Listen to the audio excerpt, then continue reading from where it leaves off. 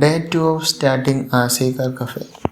ഇന്നലെ ഞാൻ RC car cafe തുടങ്ങുമെന്ന് പറഞ്ഞു. അത് കേൾക്കാൻ വളരെ എക്സൈറ്റിംഗ് ആയിരുന്നു. പക്ഷേ റിയാലിറ്റിയിലേക്ക് വരുമ്പം ഒരുപാട് കാര്യങ്ങൾ ശ്രദ്ധിക്കാറുണ്ട്. ഒന്നാമത്തേത് ലിമിറ്റഡ് ബഡ്ജറ്റിൻ്റെ ഉള്ളിൽ ചെയ്യണം. മാക്സിമം പോയ ഒരു 5 lakhs ഒക്കെ നമുക്ക് അറേഞ്ച് ചെയ്യാൻ പറ്റും. പിന്നെ നല്ല വ്യക്തമായൊരു പ്ലാനിങ് വേണം.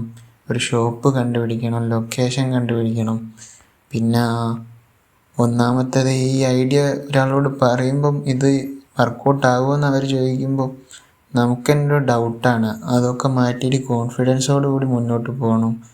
പിന്നെ ലൈഫിൽ ഇനിയും എന്തെങ്കിലും ഒന്നും ചെയ്തില്ലെങ്കിൽ എവിടെ എത്തൂല. ഞാൻ മർച്ചൻ്റ് നേവി പഠിച്ചതല്ല, ആഗ്രഹിച്ച് പഠിച്ചതാണ്. പക്ഷേ അതിലും ഇപ്പം ജോലി കിട്ടണമെങ്കിൽ ലക്ഷങ്ങളാണ് ചോദിക്കുന്നത്, 5, 6, 7 ലക്ഷങ്ങളൊക്കെ. അപ്പം അതിനേക്കാളും നല്ല എന്തെങ്കിലും ബിസിനസ് തുടങ്ങാനുള്ള